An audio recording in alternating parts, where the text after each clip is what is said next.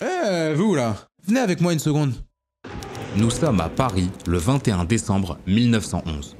Le matin se lève à peine, il pleut à torrent. Bref, une grise journée d'hiver comme on en connaît beaucoup. Une voiture roule alors à lente allure dans le 18e arrondissement. Et croyez-moi qu'en 1911, on voyait pas des voitures à chaque coin de rue. Dans le véhicule, 3 hommes, peut-être même 4. Ils portent des casquettes Gavroche et des imperméables. L'automobile s'arrête près d'une banque Société Générale. Les passants se ruent pour apercevoir la voiture. Je vous l'ai dit, une voiture à l'époque on en voyait vraiment très rarement.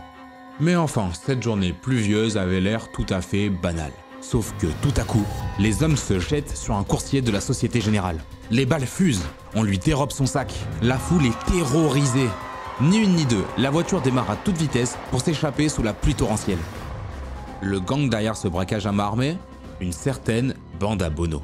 Au début du XXe siècle, ces criminels anarchistes sont devenus la cible numéro 1 de la police française. Avant-gardistes, ils ont le couteau entre les dents et l'esprit révolutionnaire. À mi-chemin entre politique et criminalité, ces gangsters donnent naissance à un tout nouveau genre de banditisme. Installez-vous confortablement. Aujourd'hui, je vais vous raconter l'histoire d'un gang français que l'on croirait tout droit sorti de Peaky Blinders. Aujourd'hui, je vais vous raconter l'histoire de la bande à Bono.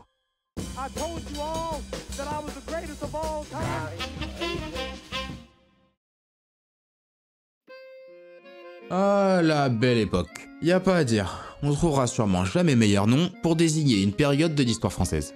Le traumatisme de la défaite contre la Prusse est dans le rétroviseur, et personne ne s'attend encore à la Première Guerre mondiale. Après la Grande Dépression de la fin du 19e siècle, la France est dans une période de croissance soutenue. C'est ce qu'on appelle la deuxième révolution industrielle. Électricité, automobile, cinématographie, y a pas à dire, chaque année voit l'apparition d'une nouvelle invention révolutionnaire. Pendant ce temps-là, ça fait 13 ans qu'on attend GTA 6. Ah, quand on pense à la belle époque, on pense à un mode de vie raffiné, oisif. On pense à des chapeaux de forme et à des soirées de French cancan jusqu'au bout de la nuit. Et devinez quoi? Bah, c'est pas totalement un stéréotype. Ouais, mais pas pour tout le monde. Durant la belle époque, la bourgeoisie française triomphe. Mais derrière les cartes postales, une frange oubliée de la population vit dans la misère. Dans les villes comme dans les campagnes, les classes populaires sont souvent laissées pour compte. En fait, en 1910, on peut même dire que la France est en quelque sorte une république bourgeoise. Les inégalités sont énormes. Les ouvriers bossent dans des conditions très dures. On parle là de journées contraignantes de parfois 12 heures pour des salaires faméliques.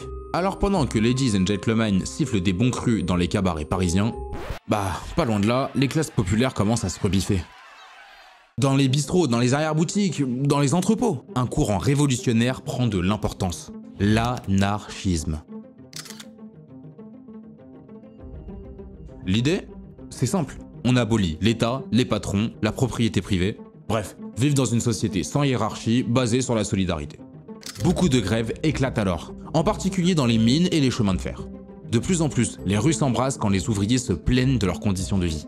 Pour la plupart des anarchistes, le combat est avant tout politique et pacifique. Ouais, mais pour d'autres, disons que la non-violence, c'est pas vraiment leur dada. Dès la fin du 19e siècle, plusieurs attentats marquent l'opinion. Le poseur de bombes Ravachol en 1892, l'attaque de la Chambre des députés par Auguste Vaillant en 1893, ou encore Émile Henry et son attentat au café Terminus en 1894. En fait, on appelle carrément ces années l'ère des attentats. Attention, on parle là des tout premiers attentats de masse de l'époque moderne. En 1894, c'est carrément au tour du président Sadi Carnot d'être assassiné par un anarchiste italien. En réponse, l'État français s'engage dans des actions répressives de plus en plus importantes. Ah ouais, la guillotine tourne à plein régime. Mais bon, c'est pas ça qui va décourager ces bons vieux anarchistes. En fait, ils finissent même de plus en plus à radicaliser. Je vous l'ai déjà dit, la plupart des anarchistes sont pacifistes. Ouais, mais pas tous. Au début du XXe siècle, un nouveau mouvement anarchiste apparaît, l'illégalisme. Leur logique, easy. Puisqu'ils rejettent l'État et la bourgeoisie, bah ils ont pas respecté leurs lois. Selon eux, la propriété, c'est du vol. Donc voler un bien volé, bah y a rien de mal. Alors voilà que ces criminels anarchistes pratiquent le vol, le braquage, les enlèvements. Et non, pas juste que par appât du gain, mais aussi comme forme de lutte politique. L'illégaliste Émile Henry, père du terrorisme moderne, disait « Il n'y a pas de cible innocente ». On peut dire que la répression de l'État marchait plutôt bien. La violence descend d'un cran à partir de 1900. Le truc c'est que les syndicats eux-mêmes finissent infiltrés par la police. Du coup, les anarchistes les plus radicaux décident de se la jouer solo. Ah, mais je dois vous dire quelque chose. Quand on est un bon anarchiste, on se doit de lire le journal de référence. Comment il s'appelle? Tout simplement l'anarchie. Pour l'originalité, on repassera, c'est pas ça. Autour du journal se regroupent des jeunes illégalistes qui n'ont qu'une idée en tête. Passer à l'action. Et de l'action, croyez-moi qu'il va y en avoir. Je vous laisse mon pote Dédé le rusé vous présenter l'équipe. Lui, c'est Jules Bonneau, c'est le taulier de la bande. Né en 1876 dans le Doubs, il commence sa vie tranquille. Enfin tranquille façon Bonneau quoi. À 15 ans, le môme fout un pain à son daron. Du coup, il est chassé de chez lui et se réfugie chez une prostituée de Nancy. Ouais bon, le mec voulait frotter la marmite, tu vois ce que je veux dire. La suite, service militaire, job de mécanicien, quelques bagarres avec la gendarmerie et déjà des séjours express en prison. Marié, un gosse. Mais la vie de famille, c'est pas trop son truc, tu vois. Il tente Genève, se fait expulser, revient à Lyon et plonge dans les cercles anarchistes et illégalistes. À partir de 1907, fini les demi-mesures. Bonneau devient un bandit à plein temps, change d'identité comme de caleçon. Vole, tue, roule des mécaniques et des belles voitures. Arrivé à Paname, il fait un réseau dans le milieu anarchiste. Ah, je te le dis, Bonneau est prêt à écrire son nom dans l'histoire du crime.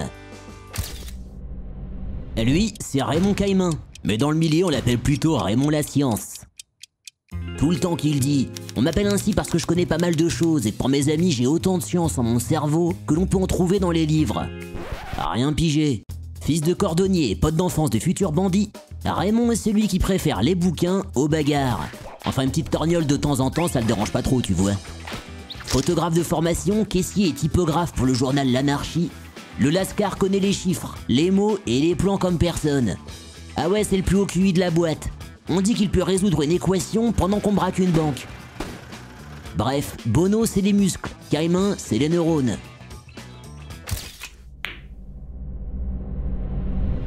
Et ce gars-là, c'est Octave Garnier, mais tu le trouveras plutôt sous le nom du terrassier. Fils d'un manœuvrier, il commence jeune à trancher la viande et pétrir le pain. Ouais mais bon, il découvre vite que la tôle peut être un excellent professeur. Et crois-moi, il apprend vite le fiston. Après quelques séjours derrière les barreaux et un passage par la Belgique, il se perfectionne au cambriolage et à la contrefaçon. Ah et entre-temps, il se marie avec une aînette belge. On la surnomme la Belge. Garnier revient en France et croise le chemin de l'ami Jules Bonneau. Rapidement, il prend une piole sur Romainville avec la bande et adopte la fameuse diète des anarchistes. Riz, eau, zéro alcool, zéro viande. Bah ouais, il faut rester en forme pour être dans les bons coups. Terrassier le jour, maître du rififi la nuit. Garnier, c'est un membre clé de la bande à Bonneau. Et je peux te dire que quand ce gars-là décide de passer à l'action, mieux vaut rester sur le trottoir. Attends que je te présente un dernier gonze. Son blaze, c'est André Soudy. Ouais, mais on l'appelle plutôt pas de chance. Tu vas comprendre pourquoi, fais-moi confiance. Fils d'une famille trouée comme ses calbutes, il quitte l'école à 11 ans pour devenir boucher. Enfin, boucher le jour, petit voleur la nuit, tu m'as compris. Dès l'adolescence, ce gars-là collectionne les ennuis. Fugue, larcin, bagarre. Un vrai aimant à problème, le type. Je suis un pas de chance, j'écope tout le temps, qu'il répète souvent avec son sourire de guignol. En 1911, il sort de prison, tuberculeux, syphilitique, aigri à mort. T'as pigé que le mec plaît pas beaucoup aux gonzesses. Mais bon, son truc à lui, c'est la révolution. Je te raconte pas la tambouille. Il s'installe à Romainville, rencontre Bonneau et se tient prêt à suivre le chaos. Même si entre nous, il ne tuera jamais personne. Pas de chance, hein. Voilà quelques membres de ce qu'allait devenir la légendaire bande à Bonneau. Ah ouais, je dois vous dire que la troupe d'illégalistes comptait en réalité des dizaines d'affranchis, plus ou moins impliqués.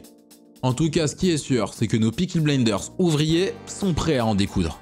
Au début de 1911, un curé et sa servante sont sauvagement assassinés à Charleroi. Au passage, 5000 francs sont dérobés. On ne connaît pas les coupables, mais une chose est certaine, Garnier et Bonneau étaient sur place. 8 jours plus tard, Bonneau commet un cambriolage dans un café de Charleroi. Une patrouille de police intervient, des coups de feu sont tirés, le gangster fuit la Belgique à toute vitesse. Il se réfugie alors à Lyon chez Joseph Sorrentino, un ami anarchiste. Les deux hommes décident de viser plus grand et de poser leurs valises à Paris. Sauf que sur le chemin, Bonneau abat Sorrentino en lui volant tout son argent. Son excuse ? Selon lui, les deux compères avaient eu un accident de voiture. Sorrentino était grièvement blessé, du coup Bonneau a abrégé ses souffrances. Arrivé à Paris, Bono met en place un véritable gang autour du journal L'Anarchiste.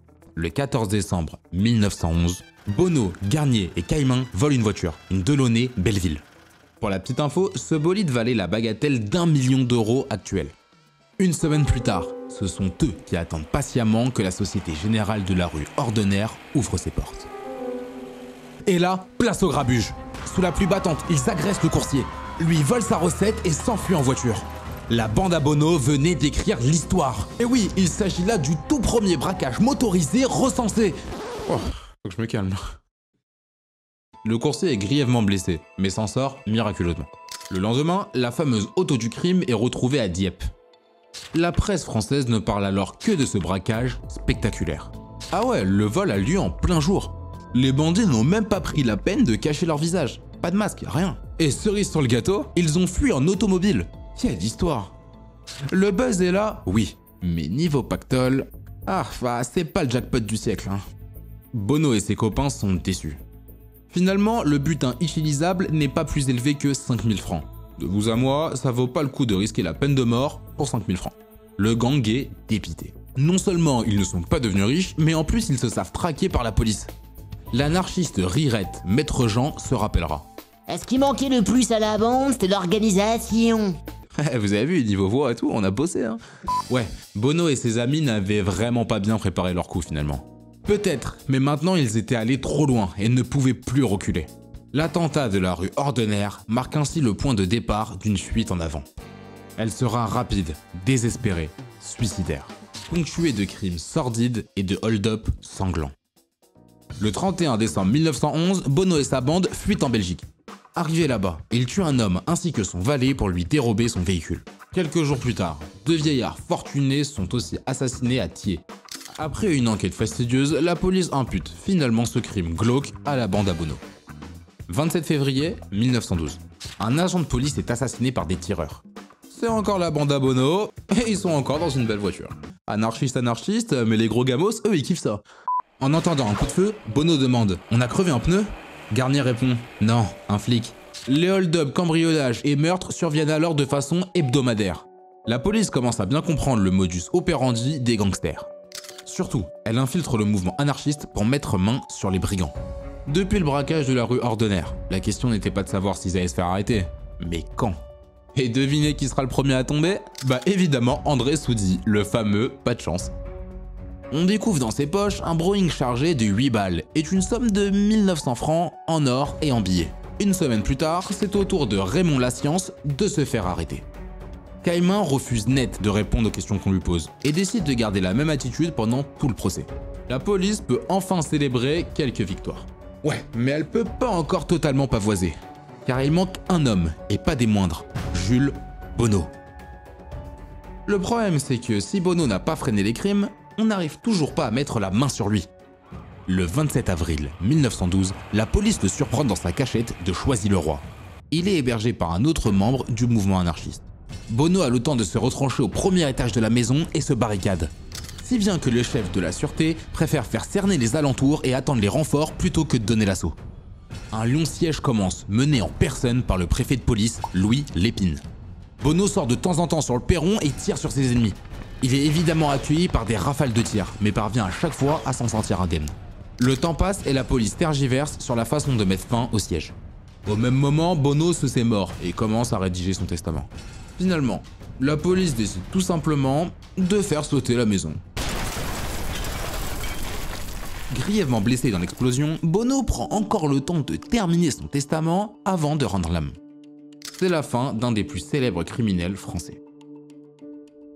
Après la mort de Jules Bono, la bande sera progressivement démantelée jusqu'à disparaître. Raymond Caïman, Octave Garnier, André Soudy, tous seront exécutés ou abattus. Les dernières paroles d'André Soudy avant d'avoir la tête tranchée, « Il fait froid, au revoir ».